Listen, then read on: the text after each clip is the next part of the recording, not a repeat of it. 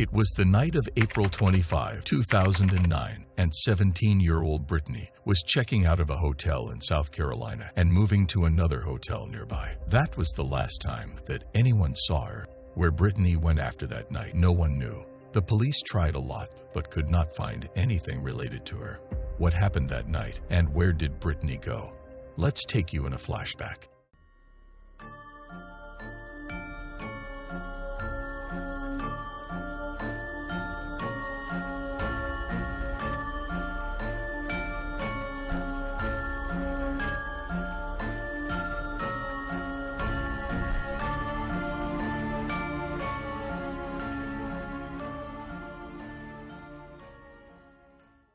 It was 1991. In the month of October, Britany was born to John, who had emigrated from Turkey to America, and Dawn, who was from New York.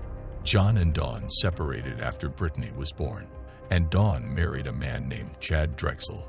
Britany was now being cared for by Dawn and Drexel. Since childhood, Britany had some problems in one eye, on the basis of which it was feared that she might be blind in one eye. Britany had to undergo many surgeries and use contact lenses.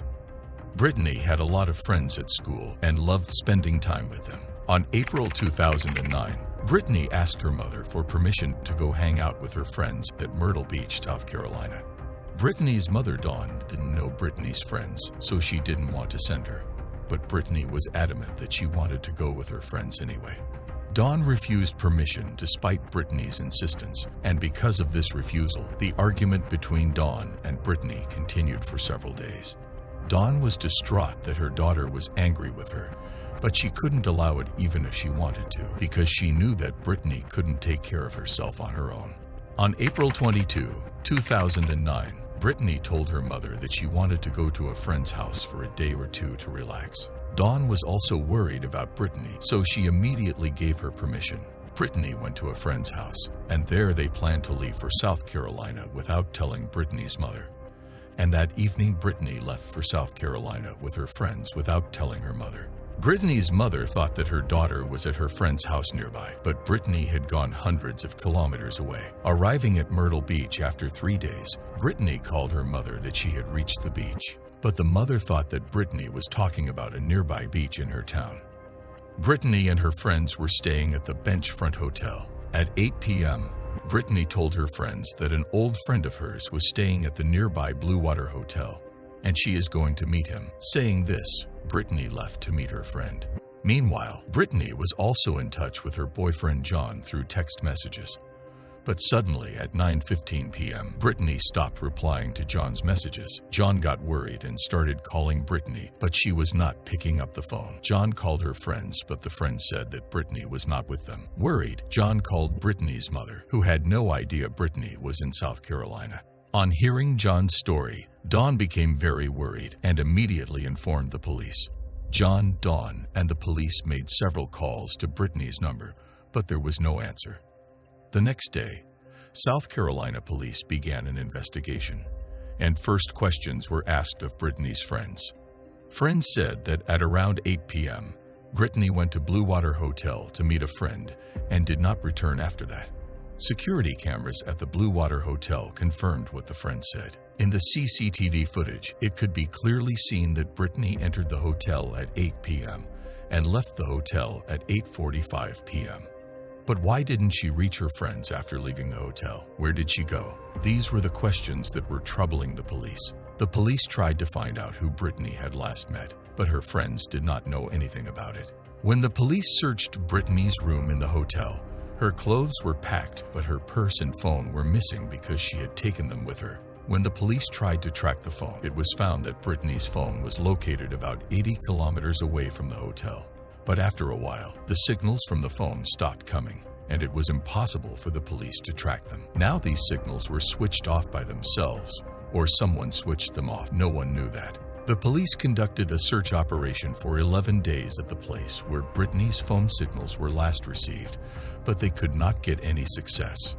Meanwhile, her mother was giving interviews to several TV channels, and during one of the interviews, she suspected that her daughter might have become a victim of human trafficking. But the police denied this and said that there is no question of human trafficking in the area.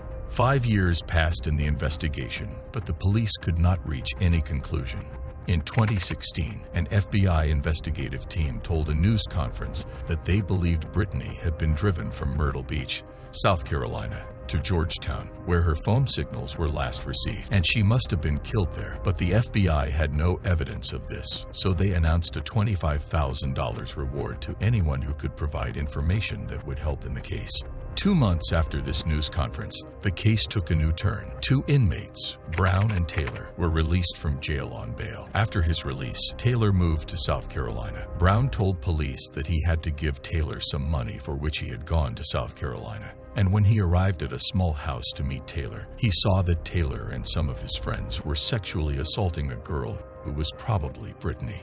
Brown said he gave Taylor the money and saw Britany run out of the house, and a man ran after her to grab her and bring her back. The man was pointing a pistol at Britany, and then 2 gunshots were heard. Probably the man had killed Britany, and shortly after they carried a body out of the house wrapped in a cloth.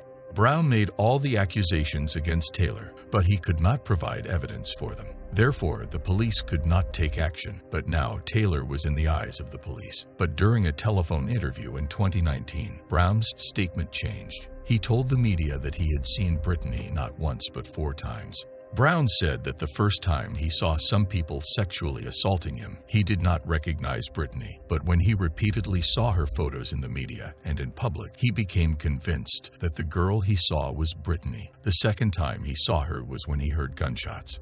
And the third time he saw her was 5 days after the incident on the road outside a house. And the last time he saw her was when a man named Nate was killing her in a house.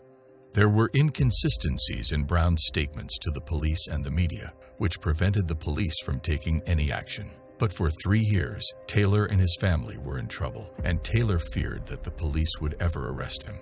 In early 2022, the police came to know about a man named Raymond Moody. Moody belonged to the same area of Georgetown, where Britany's phone signals were last received, and Moody had previous convictions for child sexual abuse and the disappearance of girls.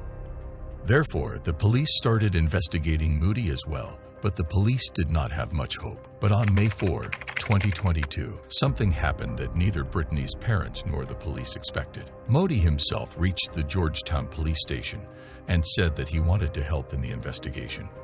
Moody confessed that he killed Britany. Moody told the police where he had hidden her remains. On May 11, 2022, police found remains hidden in a 4-foot-deep hole in the ground in a wooded area. When these remains were matched to Britany's DNA, it was confirmed that they were Britany's.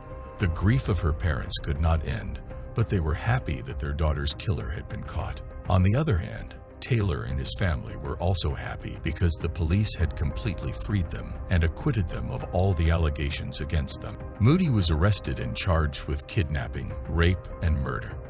And the court has sentenced Moody to death on the basis of all these crimes. And so ended a difficult, sad, and anxious 13-year period for the police and Britany's parents. And so another long-awaited crime story was completed. Subscribe to our channel and like this video to see more similar crime-related videos. And what do you think about this video? Be sure to tell us in the comments. See you soon with a new video.